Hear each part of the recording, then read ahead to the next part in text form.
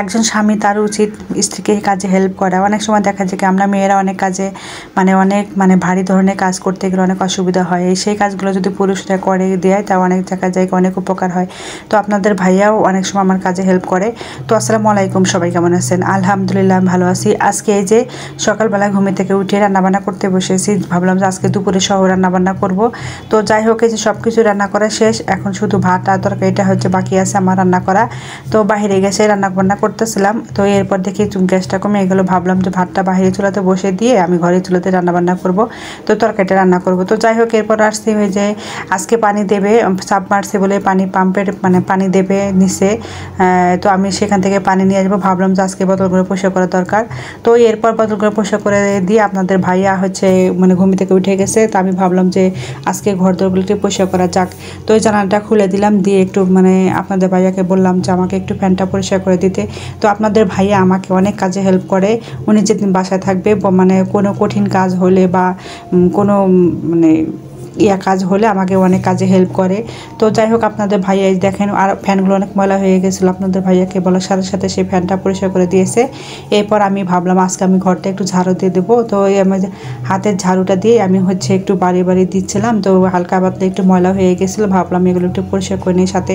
তো যাই হোক, এই যে দেখেন আমি আর আমার তো অনেক হাঁচি আসে ধুলোবালিতে, সবসময় পরিষ্কার করার চেষ্টা করি ঘরের ভিতরে ময়লা যাতে না থাকে। এরপরে যে আমার এই ছোট্ট একটা র্যাগ আছে, তো এই যে কাপড় রাখার ওইগুলোর ভিতরে আমার মেয়ে যে এখানে বসে বসে থাকবে আর টিভি দেখবে, পাটা এখানে ঝুলা ঝুলা দেবে। তো আমি সেগুলো একটু পরিষ্কার করে গুছিয়ে গুছিয়ে রাখতেছিলাম। তো আমার মেয়ে সবসময় যেন এই কোনাতে বসে টিভি দেখে, ওরা দুইটা ভাই বোনই এরকম করে। তো যাই হোক, যে ধুলো বালু পড়ছিল তোষকের উপরে, এগুলো একটু ঝাড়ু দিয়ে মুছে পরিষ্কার করে নিলাম। এরপর আমি আসলাম বিছানা চাদরটা পাড়তে। তো আমার ছেলেকে বললাম একটু ভিডিওটা করে দিতে, ওই আবার একটু ভিডিওটা করে দিচ্ছিল আমাকে। তো যাই হোক, এই যে বিছানাপত্র আমার গোছানো শেষ, এখন শুধু আমি হচ্ছে সুন্দরভাবে পেরে গুছিয়ে নেবো। এরপর আমরা ঘর দর ঝাড়ু দিয়ে নেবো। আর হচ্ছে আপনাদের ভাইয়া তো মনে করেন যে আজকে বাসায় আছে, সে তো দেখা যায় কি তার ডিউটি নাই, আজকে তো বাসায় থাকবে। তো আমাকে অনেক অনেক কাজে হেল্প করে, দেখা যায় কি অনেক কাজে বলতে কি তার কাপড় চোপড়গুলো ধোয়া বাসায় থাকে সে নিজে নিজেই করে, এবং কি ছেলে মেয়ের কাপড় চোপড় সহকারে ধুয়ে দেয়।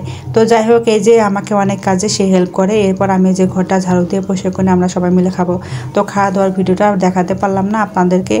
তো যাই হোক, অনেক সময় দেখা যায় খাওয়া দাওয়া ভিডিওটা করতে পারি না। এরপর আমরা সবাই মিলে খাওয়া দাওয়া শেষ করে আপনাদের ভাইয়া কী করছে, যে কবিতরগুলো নিয়ে আসছে, তো এই কবিতরগুলোকে একটু গোসল করাচ্ছে। তো স্বাভাবিক অনেক দেখেছি আমাদের বাড়িতে কবিতর ছিল, ওরাও পানি পাইলে গোসল করতো, তাই কেউ ওদেরকে দেখেন বেসিংয়ের ভিতরে একটু পানি জমিয়ে ওদেরকে ছেড়ে দিয়েছে, ওরা সুন্দরভাবে গোসল করতেছে, কত সুন্দর ওরা। আর এই পাখিগুলো অনেক পোষা হয়ে গেছে আমাদের, আমরা যখনই বসে থাকি ওরা ছেড়ে দিলে, মেঝেতে ছেড়ে দিলে ওরা হাঁটবে কি আমাদের ঘাড়ে পুটে বসে থাকে।